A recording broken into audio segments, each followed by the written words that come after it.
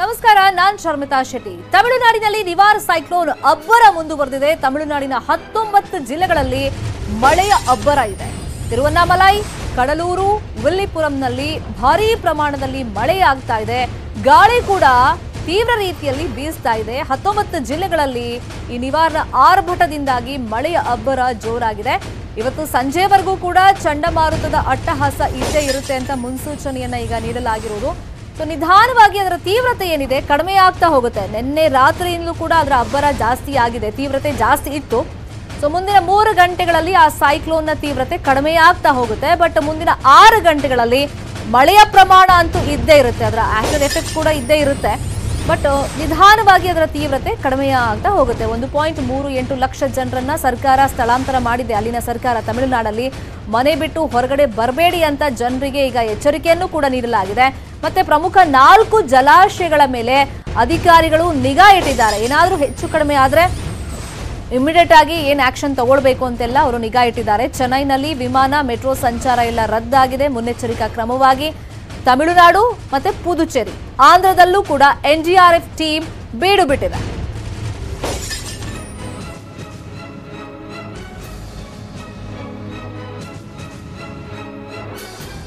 ಸಮುದ್ರ ತೀರದಲ್ಲಿ ಅಲೆಗಳ ಅಬ್ಬರವನ್ನ ಗಮನಿಸ್ತಾ ಇದ್ದೀವಿ. ಇಲ್ಲಿಗೆ ಈಗ ಆಲ್ರೆಡಿ ಎಚ್ಚರಿಕೆಯನ್ನು ನೀಡಲಾಗಿದೆ. ತಮಿಳುನಾಡಿನ ಚೆನ್ನೈನಲ್ಲಿ ಮಳೆ ಮತ್ತೆ ಗಾಳಿಯ ಆರ್ಭಟ ಜಾಸ್ತಿ ಆಗ್ತಾ ಇದೆ. ಈಗ ಗಾಳಿಯಲ್ಲಿ ಹಾರ್ ಬಂದಂತ ಒಂದೊಂದು ಬೃಹತ್ ಹೋರ್ಡಿಂಗ್ಸ್ ಏನಿದೆ ಅದು ಬೈಕ್ ಸವಾರರ ಮೇಲೆ ಬೀಳ್ತಾ ಇದೆ. ದೃಶ್ಯದಲ್ಲೂ ನಾವು ನೋಡಿಸ್ತಾ ಇದ್ದೀವಿ ಆ ಹೋರ್ಡಿಂಗ್ಸ್ ಹೆಂಗೆ ಬಿದ್ದಿದೆ ಬೈಕ್ ಸವಾರನ ಮೇಲೆ ಅಂತ. ಸವಾರ ರಸ್ತೆಗೆ ಬಿದ್ದು ಅಲ್ಲಿ ಒದ್ದಾಟವನ್ನು ಮಾಡಿದ್ದಾನೆ. ಅಲ್ಲಿದ್ದವರು ಆತನನ್ನ ರಕ್ಷಣೆ ಮಾಡಿದ್ದಾರೆ, ಕೂಡಲೇ ಆಸ್ಪತ್ರೆಗೆ ದಾಖಲಿಸಿದ್ದಾರೆ. ಸೊ ಇಂಥ ಟೈಮ್ನಲ್ಲಿ ಈ ಥರ ಟ್ರಾವೆಲ್ ಮಾಡೋದು ಕೂಡ ಡೇಂಜರ್ ಆಗುತ್ತೆ. ಬಟ್ ಅವ್ರು ಎಂಥ ಸಿಚುವೇಶನಲ್ಲಿ ಟ್ರಾವೆಲ್ ಮಾಡ್ತಾ ಇದ್ರು ಗೊತ್ತಿಲ್ಲ, ಅಷ್ಟು ಅಗತ್ಯ ಏನಿತ್ತೋ ಗೊತ್ತಿಲ್ಲ. ಬಟ್ ಹೊರಗಡೆ ಬಂದಂಥ ಟೈಮ್ನಲ್ಲಿ ಈ ಥರ ಒಂದು ಅಚಾತುರ್ಯ ನಡೆದು ಹೋಗಿದೆ. ಗಾಳಿ ಫೋರ್ಸ್ ಜಾಸ್ತಿ ಇದ್ದಿದ್ದರಿಂದ ಅಲ್ಲಿದ್ದಂಥ ಹೋರ್ಡಿಂಗ್ಸ್ ಒಂದು ಬಿದ್ದಿದೆ, ಅದು ಬೈಕ್ ಸವಾರನ ಮೇಲೆ ಬಿದ್ದಿದ್ದರಿಂದ ಅವ್ರ ಪಾಪ ಅಲ್ಲಿ ಬಿದ್ದುಬಿಟ್ರು. ತಕ್ಷಣ ಅವರನ್ನು ಆಸ್ಪತ್ರೆಗೆ ಕರ್ಕೊಂಡು ಹೋಗಿ ಅಲ್ಲಿ ಟ್ರೀಟ್ಮೆಂಟನ್ನು ಕೊಡಿಸಲಾಗ್ತಾ ಇದೆ.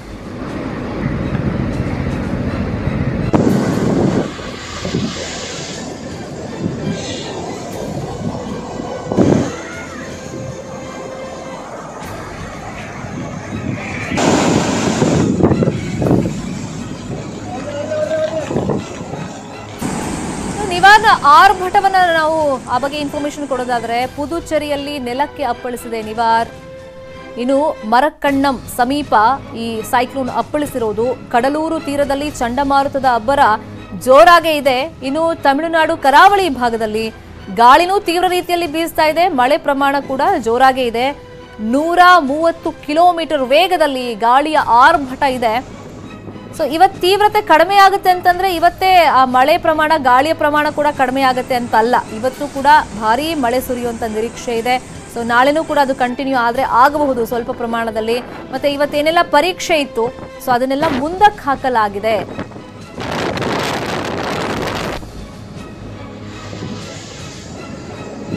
ಎಫೆಕ್ಟ್ ಬಗ್ಗೆ ಹೇಳೋದಾದ್ರೆ, ಚೆನ್ನೈನಲ್ಲಿ ಸೇನೆಯ 8 ತಂಡ ಆಲ್ರೆಡಿ ಸನ್ನದ್ಧವಾಗಿದೆ. ಎಂಥ ಸಿಚುವೇಶನ್ ಬಂದರೂ ಕೂಡ ಫೇಸ್ ಮಾಡೋದಕ್ಕೆ. ತಿರುಚಿಗೆ ಸೇನೆಯ ರವಾನೆ ಕೂಡ ಆಗಿದೆ. ರಕ್ಷಣಾ ನೌಕಾಪಡೆಯ ನಿಯೋಜನೆ ಎಲ್ಲ ಮಾಡ್ಕೊಂಡಿದ್ದಾರೆ. ಇನ್ನು ಜನರನ್ನ ಸುರಕ್ಷಿತ ಜಾಗಗಳಿಗೆ ರವಾನೆ ಮಾಡಲಾಗಿದೆ. ಸೊ ಅಲ್ಲಿ ನಿರಾಶ್ರಿತರ ಕೇಂದ್ರ ಅಂತೆಲ್ಲ ಓಪನ್ ಮಾಡ್ಕೊಂಡಿದ್ದಾರೆ. ಅಲ್ಲಿ ಅವರಿಗೆ ವಾಸ್ತವ್ಯ ಹೂಡೋದಕ್ಕೆ ಏನೇನು ವ್ಯವಸ್ಥೆ ಬೇಕು, ಮತ್ತೆ ಊಟ ತಿಂಡಿ ವ್ಯವಸ್ಥೆಗಳು ಏನೇನು ಬೇಕು ಅದನ್ನೆಲ್ಲ ಅರೇಂಜ್ ಮಾಡ್ಕೊಂಡಿದ್ದಾರೆ. ಮತ್ತೆ ಆಂಧ್ರದಲ್ಲಿ ಈಗ 7 ಎನ್ಡಿಆರ್ಎಫ್ ಟೀಮ್ ರೆಡಿ ಇದೆ. ಪುದುಚೇರಿಯಲ್ಲಿ 3 ಎನ್ಡಿಆರ್ಎಫ್ ಟೀಮ್ ಸನ್ನದ್ಧವಾಗಿದೆ ಎಂಥ ಸಿಚುವೇಶನ್ ಬಂದಿರೋದನ್ನು ಫೇಸ್ ಮಾಡೋದಕ್ಕೆ. ಚೆನ್ನೈ ಸೇರಿದಂತೆ ಬೇರೆ ಬೇರೆ ಭಾಗದಲ್ಲಿ ತಮಿಳುನಾಡಿನಲ್ಲಿ ಭಾರೀ ಮಳೆಯಾಗುವಂಥ ಒಂದು ಅಲರ್ಟ್ ಅನ್ನು ಹವಾಮಾನ ಇಲಾಖೆ ಕೊಟ್ಬಿಟ್ಟಿತ್ತು. ಸೊ ನಿನ್ನೆ ಮಧ್ಯರಾತ್ರಿಯಿಂದ ಇದರ ಎಫೆಕ್ಟ್ ಜೋರಾಗ್ತಾ ಇದ್ದಂತೆ ಆ ಭಾಗದಲ್ಲೆಲ್ಲ ಜಾಸ್ತಿ ಮಳೆ ಆಗ್ತಾ ಇದೆ, ಗಾಳಿ ಸಹಿತ.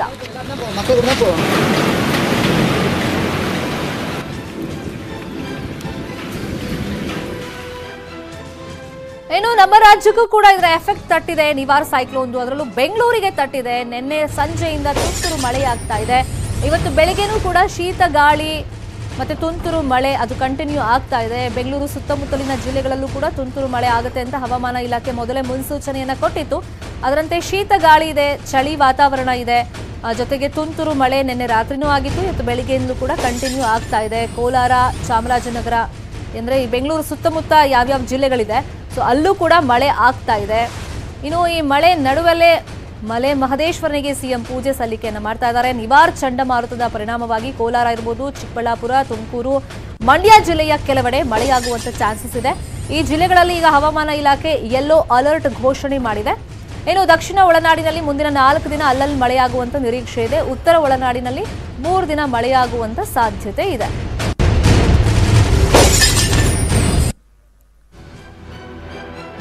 ಸೊ ಬೆಂಗಳೂರಲ್ಲಿ ಬೆಳಗ್ಗೆಯಿಂದ ತುಂತುರು ಮಳೆಯಾಗ್ತಾ ಇದೆ. ಮತ್ತೆ ಈ ಶೀತದ ವಾತಾವರಣ, ಶೀತ ಗಾಳಿ ವಾತಾವರಣ ಇದೆ. ಹಾಗಾಗಿ ಚಳಿ ಕೂಡ ಇದೆ.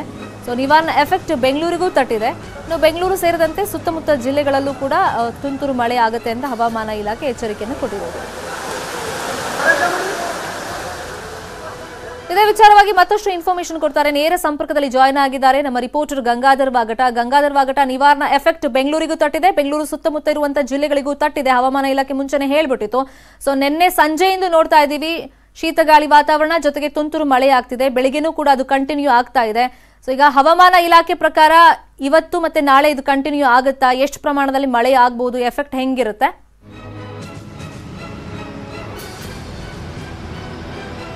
ಎಸ್ ಶರ್ಮಿತಾ, ಏನು ನಿವಾರ್ ಚಂಡಮಾರುತದ ಹಿನ್ನೆಲೆ ಈಗಾಗಲೇ ಪುದುಚೇರಿ ಮತ್ತು ಚೆನ್ನೈನಲ್ಲಿ ಬಿರುಗಾಳಿ ಸಹಿತ ಒಂದು ಭಾರಿ ಮಳೆ ಆಗ್ತಾರಂಥದ್ದು. ಅದರ ಪರಿಣಾಮ ಈಗ ಬೆಂಗಳೂರು ಕೂಡ ತಟ್ಟಿದೆ. ಇವತ್ತು ಮತ್ತೆ ನಾಳೆ ಇದೇ ರೀತಿಯ ವಾತಾವರಣ ಅಂತ ಇರುವಂಥದ್ದು. ಬಟ್ ಯಾವುದೇ ರೀತಿ ಜೋರಾದ ಮಳೆ ಇಲ್ಲ. ಬಟ್ ಆದರೆ ನಿನ್ನೆ ಸಂಜೆಲೂ ಕೂಡ ತುಂತುರು ಮಳೆ ಇರುವಂಥದ್ದು. ಬೆಂಗಳೂರಿನಲ್ಲಿ ನಾನು ಈಗ ಪರಿಸ್ಥಿತಿ ಯಾವ ರೀತಿ ಅಂತ ತೋರಿಸ್ತೀನಿ.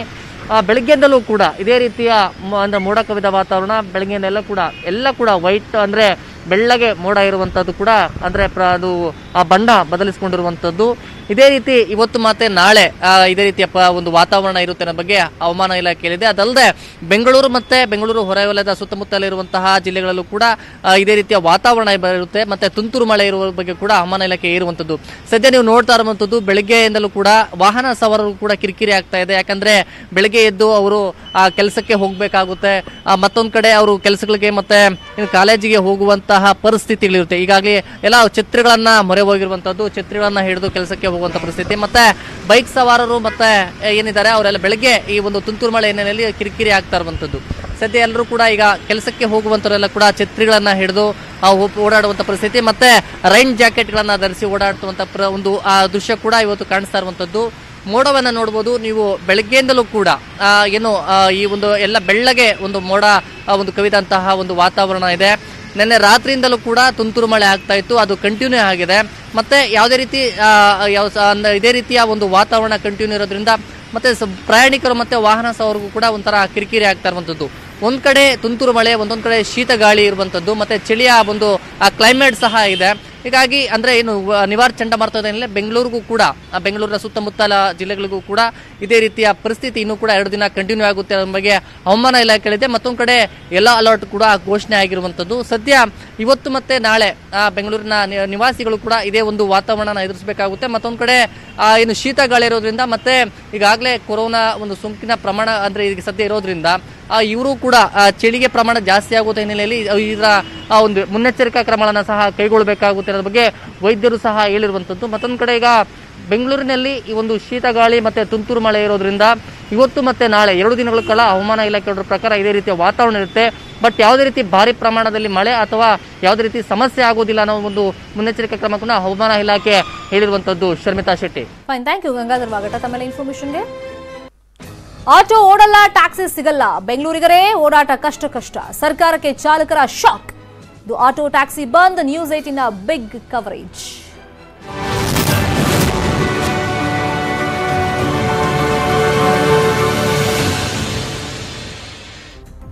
ಬೆಂಗಳೂರಲ್ಲಿ ಇವತ್ತು ಆಟೋ ಟ್ಯಾಕ್ಸಿ ಸಿಗೋದಿಲ್ಲ. ಅದ್ರ ಮೇಲೆ ಡಿಪೆಂಡ್ ಆದವರು ನೋಡಲೇಬೇಕಾದಂತ ಸ್ಟೋರಿ ಇದು. ಏನಾದರೂ ಆಲ್ಟರ್ನೇಟಿವ್ ವ್ಯವಸ್ಥೆ ಮಾಡ್ಕೊಳ್ಳಿ. ಯಾಕಂದ್ರೆ ವಿವಿಧ ಬೇಡಿಕೆಗಳ ಈಡೇರಿಕೆಗೆ ಆಗ್ರಹಿಸಿ ಚಾಲಕರು ಮುಷ್ಕರಕ್ಕೆ ಕರೆ ಕೊಟ್ಟಿದ್ದಾರೆ. ಬೆಳಗ್ಗೆ 6 ಗಂಟೆಯಿಂದ ಸಂಜೆ 6 ಗಂಟೆ ತನಕ ಮುಷ್ಕರ ಮಾಡ್ತಾ ಇದ್ದಾರೆ ಆಟೋ ಮತ್ತೆ ಟ್ಯಾಕ್ಸಿ ಡ್ರೈವರ್ಸ್. 12 ಆಟೋ ಚಾಲಕರ ಸಂಘಟನೆಗಳು ಇವತ್ತಿನ ಮುಷ್ಕರಕ್ಕೆ ಬೆಂಬಲವನ್ನು ಸೂಚಿಸಿವೆ. 13 ಆಟೋ ಚಾಲಕರ ಸಂಘಟನೆಗಳು ಮುಷ್ಕರಕ್ಕೆ ಬೆಂಬಲವನ್ನು ಸೂಚಿಸಿರೋದು. ಬೆಳಗ್ಗೆ 6 ಗಂಟೆಯಿಂದ ಸಂಜೆ 6 ಗಂಟೆ ತನಕ ಧರಣಿಯನ್ನ ಮಾಡ್ತಾರೆ.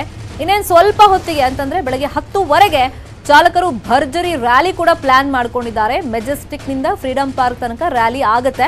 ಬಟ್ ಬೆಂಗಳೂರಲ್ಲಿ ಈಗ ತುಂತುರು ಮಳೆ ಆಗ್ತಿರೋದ್ರಿಂದ ಅಕಸ್ಮಾತ್ ಆ ಮಳೆಯಲ್ಲಿ ಇವರೇನಾದ್ರೂ ಬೃಹತ್ ರ್ಯಾಲಿ ಮಾಡಕ್ ಆಗದೇ ಇದ್ರೆ ಫ್ರೀಡಂ ಪಾರ್ಕ್ ನಲ್ಲೇ ಕೂತ್ಕೊಂಡು ನಮ್ಮ ಡಿಮ್ಯಾಂಡ್ ಈಡೇರಿಸಿ ಅಂತ ಸರ್ಕಾರಕ್ಕೆ ಅವರು ಎಚ್ಚರಿಕೆಯನ್ನ ಕೊಡ್ತಾರೆ ಅಂತ ಇನ್ಫಾರ್ಮೇಶನ್ ಸಿಕ್ಕಿದೆ.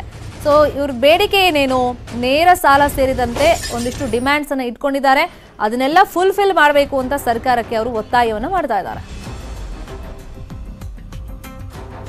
ಇವಾಗ ನಮಗೆ ಈಗ ಗಾಡಿಗಳು ಲೋನ್ ಕಟ್ಟೋಕ್ಕಾಗ್ತಾ ಇಲ್ಲ. ಲೋನ್ ಕಟ್ಟೋದ್ರಲ್ಲಿ ಬಡ್ಡಿ ಸೇರಿಸಿ ಕಟ್ಟಿ ಅಂತ ಫೈನಾನ್ಸರ್ ಕೊಡ್ತಾ ಇಲ್ಲ. ಅದ್ರ ಏನು ಇಲ್ಲ ಸರ್, ನಮ್ಗೆ ಇಲ್ಲ ಕೊಟ್ಟು ಏನು ಬಂದಿಲ್ಲ ನಮ್ಗೆ ಸರಿಯಾಗಿ. ಕೆಲವರು ಬಂದಿದೆಯಂತೆ ಹೇಳಿದ್ರು, ಅದು ನಮಗೆ ಬಂದಿಲ್ಲ ಸರಿಯಾಗಿ, ಯಾವುದು ಬಂದಿಲ್ಲ. ಅದು ಯಾರೋ ಹೇಳ್ತಾರೆ. ಅದರಿಂದ ನಮಗೆ ಭಾರಿ ತೊಂದರೆ ಆಗಿದೆ. ಅದರೊಳಗೆ ಈ ಕಷ್ಟದಲ್ಲಿ ಪೊಲೀಸರು ಬರೋ ಟಾರ್ಚರು, ಅದರಿಂದ ನಮಗೆ ಭಾರಿ ಇದು ಸರ್. 1000 ರೂಪಾಯಿ ಆಗಿ 1000 ಕಟ್ಟುವಂತಾರೆ. ಎಲ್ಲಿಂದ ಕಟ್ಟೋದು? ನೈಟ್ 3 ಗಂಟೆಗೆ ಎದ್ದು ಬಂದ್ರು ಇಲ್ಲಿ ನಾವು ಬಾಡಿಗೆ ಹೊಡೆಯೋಕ್ಕಾಗಲ್ಲ. 500 ರೂಪಾಯಿ ಹೊಡೆದ್ರೆ 200 ರೂಪಾಯಿ ಗ್ಯಾಸ್ಗೆ ಆಗುತ್ತೆ, ಮನೆ ಮೇಂಟೆನೆನ್ಸ್ಗೆ ಆಗಲ್ಲ. ಮುಹೂರ್ತ ಫಿಕ್ಸ್ ಆಗುವಂತ ಚಾನ್ಸಸ್ ಕಂಡು ಬರ್ತಾ ಇದೆ. ಹೈಕಮಾಂಡ್ ಅನುಮತಿಗಾಗಿ ಸಿಎಂ ವೇಟ್ ಮಾಡ್ತಾ ಇದ್ದಾರೆ. ನಾಳೆ ಬೆಳಗ್ಗೆ 10:00ವರೆಗೆ ಸಚಿವ ಸಂಪುಟ ಸಭೆ ಇದೆ.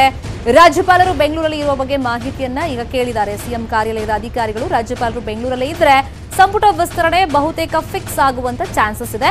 ಸಂಪುಟದ ಬಗ್ಗೆ ಹೈಕಮಾಂಡ್ ಜೊತೆ ಮಾತನಾಡ್ತೀನಿ. ಹೈಕಮಾಂಡ್ ಭೇಟಿ ಬಗ್ಗೆ ಮಾಹಿತಿ ನೀಡಿದ್ರು ಬಿಎಲ್ ಸಂತೋಷ್. ಸಿಎಂ ಭೇಟಿ ಸಂದರ್ಭದಲ್ಲಿ ಬಿಎಲ್ ಸಂತೋಷ್ ತಿಳಿಸಿದ್ರು, ಸಂಪುಟ ಪುನಾರಚನೆ ಕಷ್ಟ ಆಗುತ್ತೆ, ವಿಸ್ತರಣೆ ಬಗ್ಗೆ ಮಾತನಾಡ್ತೀನಿ ಅಂತ ಸಂತೋಷ್ ಹೇಳಿದ್ರು. ಹೈಕಮಾಂಡ್ ಸಂದೇಶಕ್ಕಾಗಿ ಈಗ ಸಿಎಂ ವೇಟ್ ಮಾಡ್ತಾ ಇದ್ದಾರೆ. ದೆಹಲಿ ಮಟ್ಟದಲ್ಲೂ ಕೂಡ ಸಾಕಷ್ಟು ಲಾಬಿ ಆಗ್ತಾ ಇದೆ. ಒಂದಿಷ್ಟು ಜನ ದೆಹಲಿಯಲ್ಲೇ ಕುತ್ಕೊಂಡಿದ್ದಾರೆ. ಇವಾಗ ಹೈಕಮಾಂಡ್ ನಾಯಕರೇ ಕರೆಸ್ಕೊಂಡ್ರ ಅಥವಾ ಇವ್ರುಗಳೇ ಹೋಗಿ ಅಲ್ಲಿ ಲಾಬಿ ಮಾಡ್ತಾ ಇದಾರ ಗೊತ್ತಿಲ್ಲ. ಬಟ್ ಇದೇ ವಿಚಾರವಾಗಿ ಅಂದ್ರೆ ಸಂಪುಟ ವಿಸ್ತರಣೆ ಆಗುತ್ತಾ, ಪುನರ್ರಚನೆ ಆಗುತ್ತಾ, ಅದಕ್ಕೊಂದು ಕ್ಲಾರಿಟಿ ಬೇಕಾಗಿದೆ. ಪದೇ ಪದೇ ಈ ವಿಚಾರ ಪ್ರಸ್ತಾಪ ಆದಾಗ ವಿಸ್ತರಣೆ ಎಲ್ಲ ಪುನರ್ರಚನೆ ಆಗುತ್ತೆ ಅಂತೆಲ್ಲ ಹೇಳ್ತಿದ್ರು. ಬಟ್ ಮತ್ತೆ ಇವಾಗ ವಿಸ್ತರಣೆ ಆಗಬಹುದು, ಪುನರ್ರಚನೆಗೆ ಈಗಲೇ ಕೈ ಹಾಕಲ್ಲ ಬಿಜೆಪಿ ಅಂತ ಹೇಳಲಾಗ್ತಾ ಇದೆ. Welcome back. ಬ್ರೇಕ್ ಮುಂಚೆ ಸಂಪುಟ ವಿಸ್ತರಣೆಗೆ ಸಂಬಂಧಪಟ್ಟಂತೆ ನಿಮಗೆ ಒಂದಿಷ್ಟು ಮಾಹಿತಿಯನ್ನು ಕೊಡ್ತಾ ಇದ್ವಿ. ಇದೇ ವಿಚಾರವಾಗಿ ಮತ್ತಷ್ಟು ಇನ್ಫಾರ್ಮೇಶನ್ ಕೊಡೋದಕ್ಕೆ ಫೋನ್ ಸಂಪರ್ಕದಲ್ಲಿ ಜಾಯಿನ್ ಆಗಿದ್ದಾರೆ ನಮ್ಮ political bureau chief Chidanand Patel. Chidanand Patel, ಪುನರ್ರಚನೆ ಆಗುವಂತ ಚಾನ್ಸಸ್ ಇದೆ ಅಂತ ಹೇಳಲಾಗ್ತಾ ಇತ್ತು. ಈಗ ಪುನರ್ರಚನೆ ಬೇಡ, ವಿಸ್ತರಣೆಗೆ ಕೈ ಹಾಕೋದಕ್ಕೆ ಬಿಜೆಪಿ ಪಕ್ಷ ಮುಂದಾಗಿದೆ. ಹೈಕಮಾಂಡ್ ಗ್ರೀನ್ ಸಿಗ್ನಲ್ ಕೊಡ್ಲಿ ಅಂತ ಸಿಎಂ ವೇಟ್ ಮಾಡ್ತಾ ಇದ್ದಾರೆ ಅಂತ. ಸೊ ಬಿಎಲ್ ಸಂತೋಷ್ ಇಲ್ಲಿ ಏನೆಲ್ಲ ಚರ್ಚೆಗಳು ಮಾಡಿದ್ದಾರೆ, ಏನಿದೆ ಹೆಚ್ಚಿನ ಅಪ್ಡೇಟ್ಸ್? ಶರ್ಮಿತಾ ಶೆಟ್ಟಿ, ಈಗಾಗಲೇ ಡಿಸೆಂಬರ್ 7ರಿಂದ 15ರವರೆಗೆ ಚಳಿಗಾಲ ಅಧಿವೇಶನ ಬೆಂಗಳೂರು ನಡೀತಿದೆ. ಈಗ ಪುನರಚನೆ ಮಾಡಿದ್ರೆ ಒಂದಷ್ಟು ಸಚಿವರನ್ನು ಕೈ ಬಿಡಬೇಕಾಗುತ್ತೆ. ಹಾಗಾಗಿ ಅಧಿವೇಶನದಲ್ಲಿ ಸರ್ಕಾರ ವಿಪಕ್ಷಗಳ ಪ್ರಶ್ನೆಗಳಿಗೆ ಉತ್ತರವನ್ನು ಕೊಡಬೇಕಾಗುತ್ತೆ, ಸದನದಲ್ಲಿ ಸುದೀರ್ಘವಾದ ಉತ್ತರವನ್ನು ಕೊಡಬೇಕಾಗುತ್ತೆ. ಹಾಗಾಗಿ ಸಚಿವರನ್ನ ಕೈ ಬಿಟ್ರೆ ಉತ್ತರ ಕೊಡ್ಲಿಕ್ಕೆ ಹೊಸ ಸಚಿವರಿಗೆ ಕಷ್ಟ ಆಗುತ್ತೆ ಅನ್ನೋದು ಕೂಡ ಬಿಜೆಪಿಯ ಲೆಕ್ಕಾಚಾರ. ಮತ್ತೊಂದೆಡೆ ಮುಖ್ಯಮಂತ್ರಿ ಬಿಎಸ್ ಯಡಿಯೂರಪ್ಪನವರು ಶತಾಯಗತೆ ವಿಸ್ತರಣೆ ಹಾಕ್ಲೇಬೇಕಂತ ಒತ್ತಡವನ್ನು ಹಾಕಿದ್ದಾರೆ. ಜೊತೆಗೆ ಆರಂಭದಲ್ಲಿ ಪುನರಚನೆಯ ಒತ್ತಡವನ್ನು ಹಾಕಿದ್ರು. ಆದ್ರೆ ಬಿಎಲ್ ಸಂತೋಷ್ ಅವರು ಈಗ ಪುನರಚನೆ ಕಷ್ಟ, ವಿಸ್ತರಣೆಗೆ ನಾನು ಮಾತನಾಡ್ತೀನಿ, ದೆಹಲಿಗೆ ಹೋದ ತಕ್ಷಣ ನಿಮಗೆ ಡೇಟ್ ಅಂತ ತಿಳಿಸ್ತೀನಿ ಅಂತ ಹೇಳಿದ್ರು. ಹಾಗಾಗಿ ಮುಖ್ಯಮಂತ್ರಿ ಬಿಎಸ್ ಯಡಿಯೂರಪ್ಪನವರು ಶುಕ್ರವಾರ ಅಥವಾ ಸೋಮವಾರ ಸಂಪುಟ ವಿಸ್ತರಣೆ ಆಗುವ ಸಾಧ್ಯತೆ ಇದೆ ಅಂತ ಹೇಳಿ ಚಾತಕ ಪಕ್ಷಿಯಂತೆ ಕಾಯ್ತಿದ್ದಾರೆ. ಮತ್ತೊಂದು ಕಡೆ ಇದೀಗ ದೆಹಲಿಯತ್ತ ಸಿಟಿ ರವಿಯವರ ಕಚೇರಿ ಉದ್ಘಾಟನೆ ನೆಪದಲ್ಲಿ 1/2 ಡಜನ್ಗೆ ಹೆಚ್ಚು ಸಚಿವರು ಮತ್ತು ಶಾಸಕರುಗಳು ಇದೀಗ ದೆಹಲಿ ಪ್ರಯಾಣವನ್ನು ಆರಂಭಿಸಿದ್ದಾರೆ. ಲಕ್ಷ್ಮಣ್ ಸವದಿ, ಆರ್ ಅಶೋಕ್ ಸೇರಿದಂತೆ ರಮೇಶ್ ಜಾರಕಿಹೊಳಿ ಎಲ್ಲರೂ ಕೂಡ ಇವತ್ತು ಸಿಟಿ ರವಿಯವರ ಕಚೇರಿ ಉದ್ಘಾಟನೆಯ ನೆಪದಲ್ಲಿ ಅಲ್ಲಿ ಹಾಜರಾಗ್ತಿದ್ದಾರೆ. ಮತ್ತು ರಮೇಶ್ ಜಾರಕಿಹೊಳಿ ಸೇರಿದಂತೆ ಲಕ್ಷ್ಮಣ್ ಸವದಿ ಕೂಡ ಹೈಕಮಾಂಡ್ ನ ಪ್ರಮುಖ ನಾಯಕರನ್ನ ಭೇಟಿಯಾಗಿ ಚರ್ಚೆಯನ್ನು ನಡೆಸಿದ್ದಾರೆ. ಒಂದ್ ಕಡೆ ಬದಲಾವಣೆ ಆಗ್ತಿದೆ ಎಂಬ ಖಾಸಗಿ ಚರ್ಚೆ ನಡುವೆ ವಿಸ್ತರಣೆ ಆಗುತ್ತೆ ಅನ್ನೋದು ಮುಖ್ಯಮಂತ್ರಿಗಳ ವಿಶ್ವಾಸ ಆಗಿದೆ. ಹಾಗಾಗಿ ನಿನ್ನೆ ಮುಖ್ಯಮಂತ್ರಿ ಬಿಎಸ್ ಯಡಿಯೂರಪ್ಪನವರು ಕೂಡ ಚಾಮರಾಜನಗರದಲ್ಲಿ 2 ದಿವಸದಲ್ಲಿ ಕಾದು ನೋಡಿ ಸಂಪುಟ ವಿಸ್ತರಣೆಯ ಮುಹೂರ್ತದ ಬಗ್ಗೆ ಸುಳಿವನ್ನು ಕೊಟ್ಟಿದ್ರು. ಇದೀಗ ನಾಳೆ ಮುಖ್ಯಮಂತ್ರಿ ಬಿಎಸ್ ಯಡಿಯೂರಪ್ಪನವರು ಸಚಿವ ಸಂಪುಟ ಸಭೆಯನ್ನು ಬೆಳಗ್ಗೆ 10:30ಕ್ಕೆ ಕರೆದಿದ್ದಾರೆ. ಅಲ್ಲದೆ ರಾಜ್ಯಭವನದಲ್ಲಿ ರಾಜ್ಯಭವನ ಅಧಿಕಾರಿಗಳಲ್ಲಿ ಮುಖ್ಯಮಂತ್ರಿಗಳ ಕಾರ್ಯಾಲಯ ರಾಜ್ಯಪಾಲರು ನಾಳೆ ಅಥವಾ ನಾಡಿದ್ದು ಬೆಂಗಳೂರಿನಲ್ಲಿ ಅವೈಲೇಬಲ್ ಇರ್ತಾರೆ ಎಂಬ ಮಾಹಿತಿಯನ್ನು ಕೂಡ ಕೇಳಿದ್ದಾರೆ. ಒಟ್ಟಾರೆ ಎಲ್ಲವೂ ಅಂದುಕೊಂಡಂತೆ ಆದ್ರೆ ಬಿಎಲ್ ಸಂತೋಷ್ ಅವರು ಗ್ರೀನ್ ಸಿಗ್ನಲ್ ಕೊಟ್ರೆ ನಾಳೆ ಸಂಜೆ ಒಳಗಡೆ ಸಂಪುಟ ವಿಸ್ತರಣೆಗೆ ಮುಹೂರ್ತ ನಿಗದಿಯಾಗುವ ಸಾಧ್ಯತೆ ಇದೆ ಅಂತ ಹೇಳಲಾಗ್ತಿದೆ. Sharmitha Shetty. Fine, thank you Chidanand Patel ತಮ್ಮ ಇನ್ಫಾರ್ಮೇಶನ್ಗೆ.